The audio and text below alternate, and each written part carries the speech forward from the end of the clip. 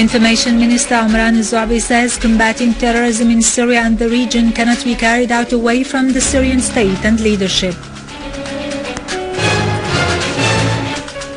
Dozens of terrorists are eliminated and their hideouts destroyed in al-Qunaitira, Darha, Aleppo and Hama.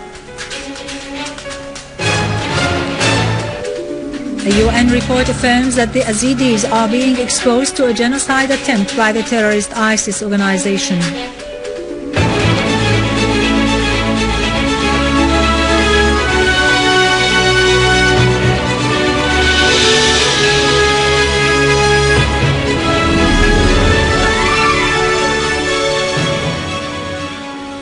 Good afternoon, ladies and gentlemen. I am Irado Krikorian from the News Center in Damascus.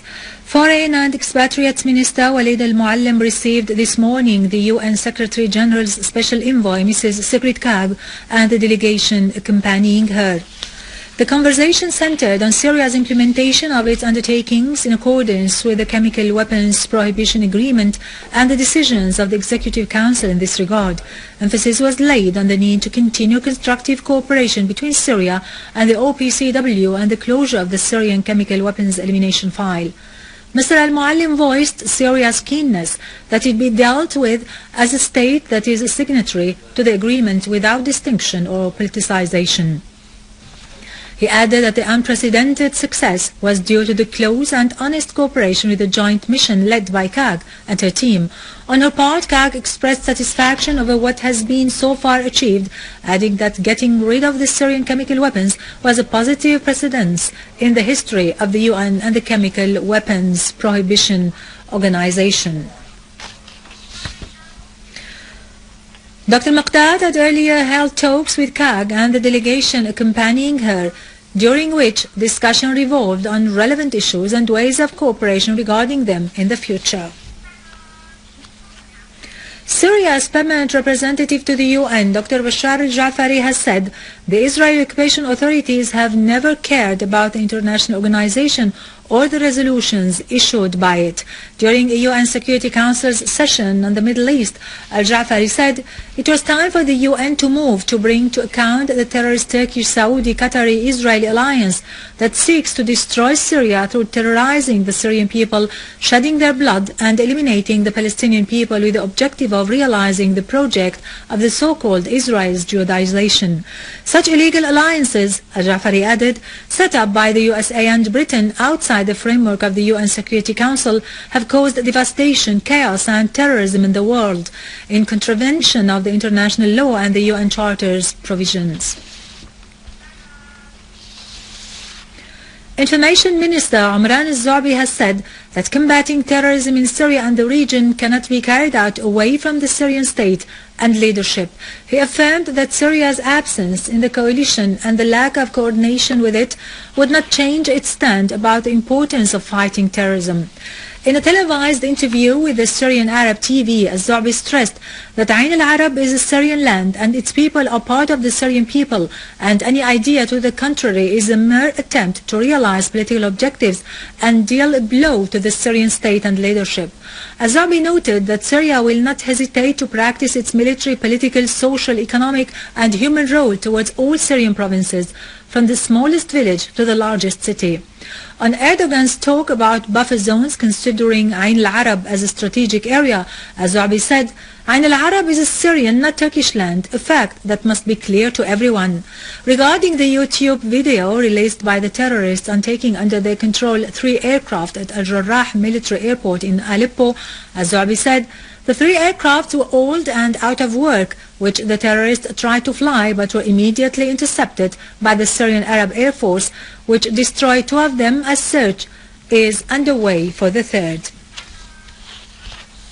Russia's permanent representative to the UN, Vitaly Churkin, has said one should not be surprised at the reports that talk about American weapons falling in the hands of ISIS, pointing out that this only proves the necessity of coordination with the Syrian government in this respect. It is necessary, Chokin added, that precise coordination be maintained with the Syrian government and any action must be taken on the basis of UN Security Council's resolution. It is to be noted that the American military command had declared that American jet fighters had dropped weapons and medical material to the inhabitants and the defense units of Ain al-Arab. However, one airdrop went astray but was later destroyed, lest it fell in the hands of ISIS, and that the remaining airdrops were all properly delivered to the people of Ain al-Arab.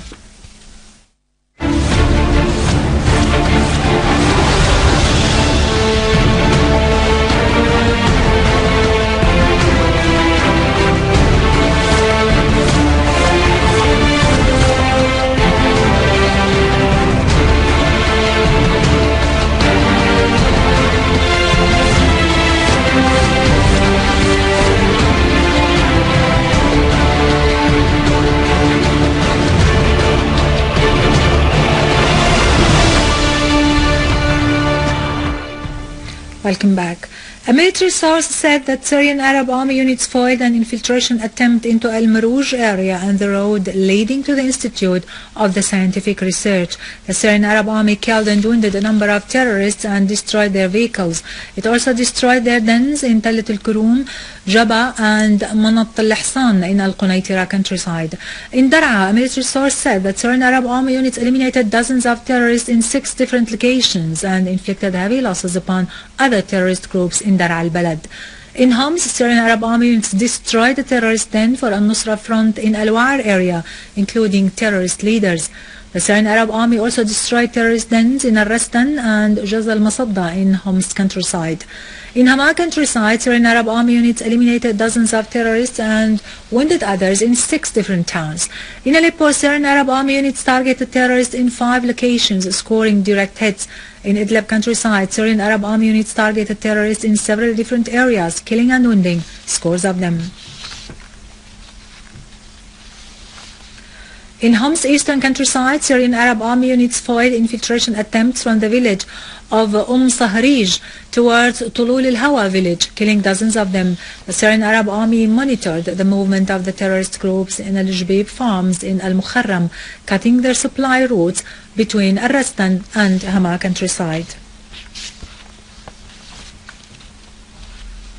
Within the context of offering material and logistical support to army terrorist groups in Syria, Israeli occupation troops transported wounded terrorists into their hospital north of occupied Palestine.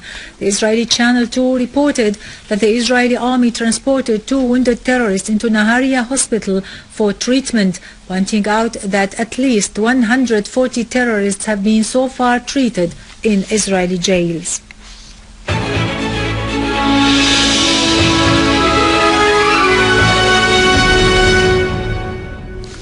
Secretary General of Iran's National Security Supreme Council, Ali Sheikhani, asserted that Iran was focusing on maintaining security and stability in Iraq and on cooperation with Iraq's armed forces in combating terrorism.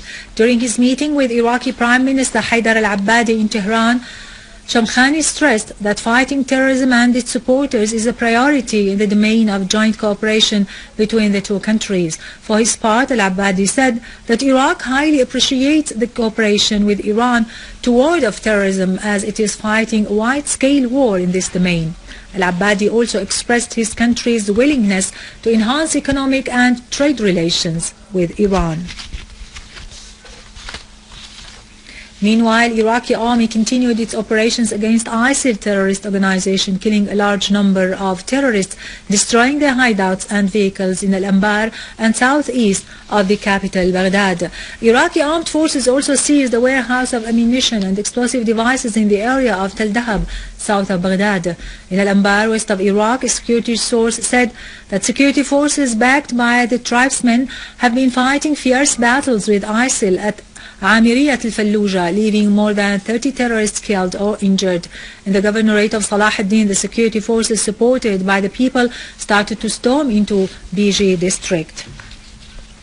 Finally, also in Iraq, the UN Assistant Secretary General for Human Rights Affairs, Ivan Simonovic, condemned the crimes and violations of the human rights committed by ISIL terrorist organization against the Yazidis north of Iraq, pointing out that the Yazidis are exposed to an annihilation attempt at the hands of ISIL terrorists.